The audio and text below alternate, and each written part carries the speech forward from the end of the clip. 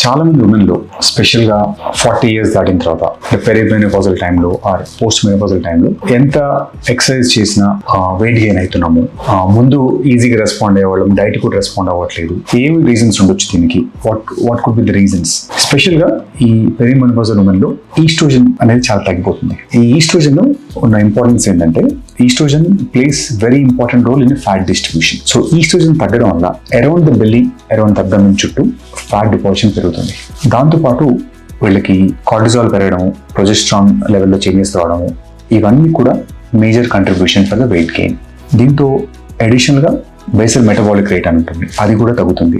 Muscle కూడా loose అవుతారు. కొంతమందికి ఈ టైంలో ఫుడ్ క్రేవింగ్స్ కూడా ఎక్కువ పెరుగుతాయి. So they end up taking more food. So లో మెటబాలిజం విత్ హై ఫుడ్ న్యాచురల్గా results in to kind of obesity are fat, unwanted fat depositions.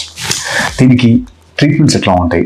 ఈ పెరిమెనోపాజల్లో ఉండే వెయిట్ గెయిన్కి ఎట్లాంటి మనం మెజర్స్ తీసుకోవచ్చు మెడికల్ పర్స్పెక్టివ్? స్పెషల్గా ఒకసారి హార్మోన్ ఎవాల్యుయేషన్ చేయించుకొని హార్మోన్ రిప్లేస్మెంట్ థెరపీ కనుక అవసరం అయితే, అది కనుక హార్మోన్ రిప్లేస్మెంట్ థెరపీ చేసినా కూడా మీ మెటబాలిజం ఫిక్స్ అవడంతో పాటు హార్మోన్ రెగ్యులేట్ అవుతుంది కాబట్టి కొంతవరకు అది మీ వెయిట్ లాస్ సమస్యని కొంతవరకు ప్రివెంట్ చేసుకోవచ్చు. దాంట్లో అది కాకుండా కరెక్ట్ ఎక్సర్సైజ్, స్లీప్, ఈ రెండు కూడా very important to regulate cortisol levels in the body.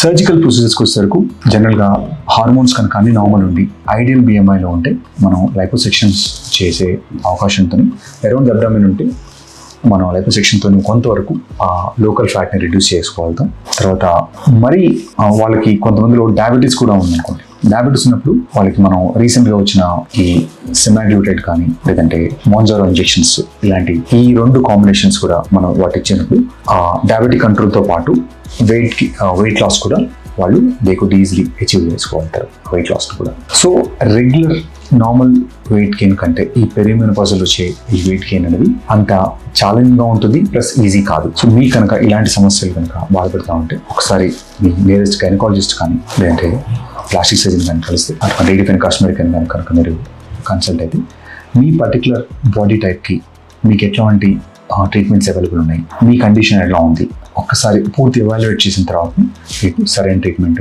తీసుకోవడం కరెక్ట్.